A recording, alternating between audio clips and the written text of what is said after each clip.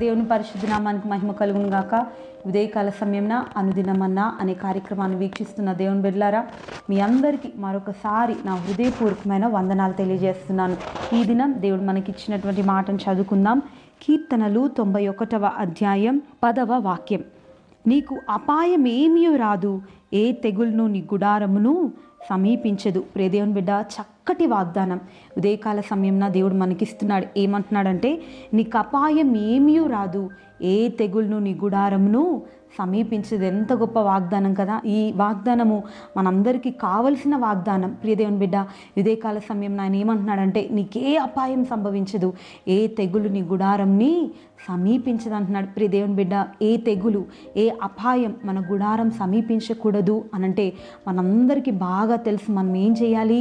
ఆనాడు ఐగుప్తు దేశంలో ఇశ్రాయేలు ప్రజలు ఉన్నప్పుడు మరి ఐగుప్తు దేశంలో నుండి వారు బయటికి రావాల్సినటువంటి పరిస్థితులు, మరి ఐగుప్తులో నుండి వారు బయటికి రావాలి అని మోషే ద్వారా నడిపింపబడే ఆ దినాలలో మోషే ఇశ్రాయేలు ప్రజలను ఐగుప్తులో నుండి విడిపించడానికి మరి మోషే మరి ముందుకు వచ్చి ఫరో దగ్గర నిలబడినప్పుడు కొన్ని అద్భుత కార్యాలు అక్కడ జరిపించడం జరిగింది. ప్రియ దేవుని బిడ్డ, పలుసార్లు ఆ ఫరో యొక్క ఇజ్రాయేలు ప్రజల్ని మరి పంపించడానికి ఆయన ఒప్పుకోలేదు. చివరిగా మరి ఒక భయంకరమైనటువంటి తెగులు ఐగుప్తుని పట్టినట్లుగా మనం గమనిస్తాం. ప్రియ దేవుని బిడ్డ, ఆ యొక్క తెగులు ఎటువంటి తెగులు అంటే, ఆ ఐగుప్తు దేశపు మగపిల్లల్లో తొలిచూలు వారు అందరూ కూడా చనిపోయినట్లుగా మనం గమనిస్తాం. ప్రియ దేవుని బిడ్డ, ఎప్పుడు ఈ భయంకరమైనటువంటి తెగులు ఐగుప్తుని భయానకమైనటువంటి పరిస్థితిలో దిగజార్చినప్పుడు ఇజ్రాయేలు ప్రజలందరూ ఈ తెగులు నుంచి కాపాడబడాలి అనంటే దేవుడు చెప్పిన మాట ఏంటి అనంటే,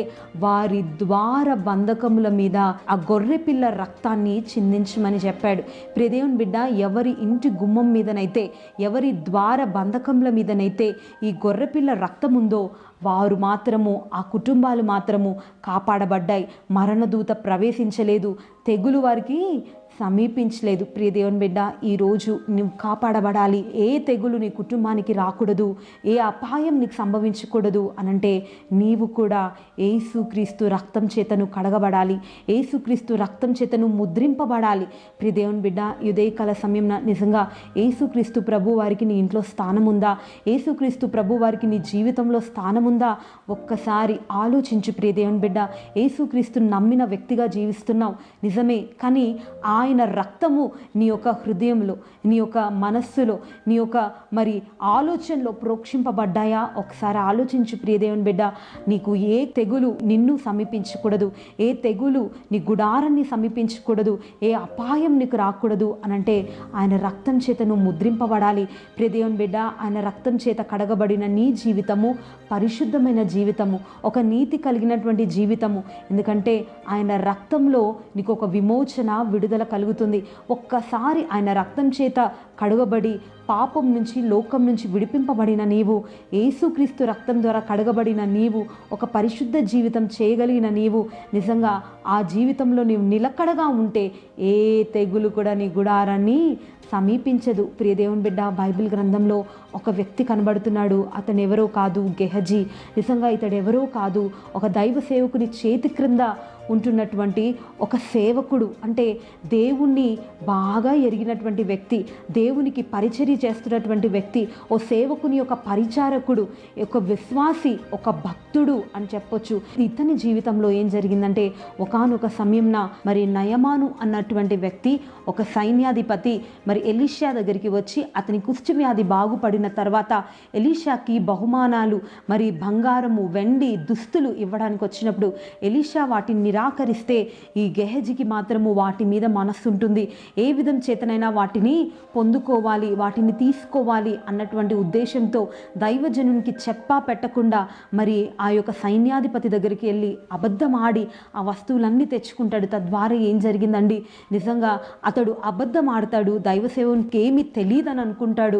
కానీ దైవ సేవకుడు గుర్తుపట్టేశాడు నిజంగా. ఎందుకంటే మన దేవునికి మరుగైంది ఏది లేదండి.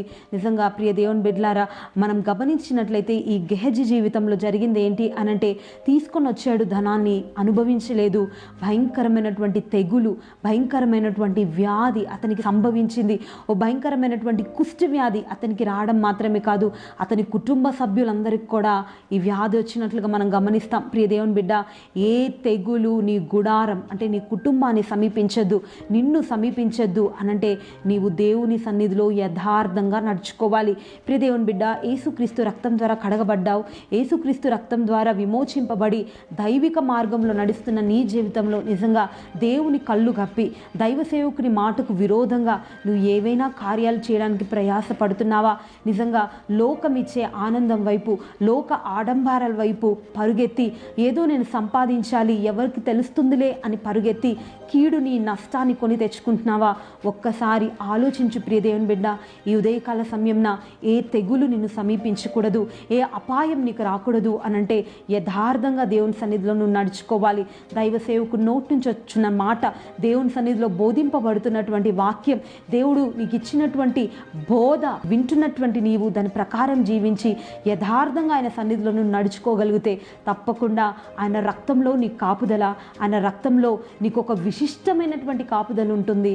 అదేం చేస్తుంది అనంటే ఏ తెగులు కూడా నీ గుడారంని సమీపించకుండా అడ్డుపడుతుంది. ప్రియ దేవుని బిడ్డ, ఈ ఉదయకాల సమయన ఈ వాగ్దానాన్ని మనం స్వీకరిద్దాం. ఇంతవరకు మరి దేవునికి అయిష్టమైన కార్యాలు చేస్తూ యేసుక్రీస్తు రక్తం ద్వారా కడగబడిన దేవుని బిడ్డమని మరి ఒక ముద్ర నీ మీద ఉన్నా, మరి నీవు దేవునికి విరోధమైనటువంటి కార్యాలు చేసి దేవునికి విరోధంగా నువ్వు పరుగెత్తి ఏదో సంపాదించాలి, లోకంలో ఏదో ఘనత కొరకు, పేరు కొరకు, ప్రఖ్యాతల కొరకు నువ్వు పరుగెత్తి నష్టాన్ని కొని తెచ్చుకున్నావేమో. ప్రియ దేవుని బిడ్డ, ఈ ఉదయకాల సమయంలో ఒక్కసారి వాటన్నిటినీ కూడా ప్రక్కన పెట్టి ఒక మారు మనస్సు కలిగి దేవుని సన్నిధిలో ఒక యథార్థమైన జీవితం చేస్తానయ్యా, నీ కొరకు నేను భక్తిగా బ్రతుకుతానయ్యా అని తీర్మానం చేసుకో. తప్పకుండా ఏ తెగులు నిన్ను, నీ కుటుంబాన్ని సమీపించకుండా ఆయన కాపాడుతాడు. నీకు అపాయం ఏమీ రాదు, ఏ తెగులును నీ గుడారమును సమీపించదు. ప్రియ దేవుని బిడ్డ, ఉదయకాల సమయంలో ప్రార్థన చేసుకుందామా? ప్రార్థన. ప్రేమ కలిగిన దేవా, పరిశుద్ధుడా, మీకు స్తోత్రములు తండ్రి. ఓ చక్కటి ధైర్యంతో కూడిన మాట, ఏ తెగులుని గుడారం సమీపించదన్నావు. నిజమే ప్రభా. అయ్యా, మిమ్మల్ని నమ్మిన బిడ్డలు అయ్యా ప్రభా, ఏ తెగులు ప్రభా వారింట వారి దరి చేరదని ప్రభా వాగ్దానం చేశావు. అయినా అయ్యా, మేము తెగులుకి, కష్టానికి, నష్టానికి, వ్యాధికి గురవుతున్నామంటే మా అవిధేయత వలననే అని ప్రభా మీరు మాట్లాడారు. ఇక మీదట ప్రభా విధేయులమై యథార్థంగా మీ సన్నిధిలో నడుచుకుంటూ మీరు మాకు సహాయం దయచేయమని, ఈ వాగ్దానాన్ని మా జీవితంలో, మా కుటుంబంలో నెరవేర్చమని కోరుతూ యేసు నామమున అడుగుతున్నాము తండ్రి. ఆమేన్. నిన్ను విడచిన సమయం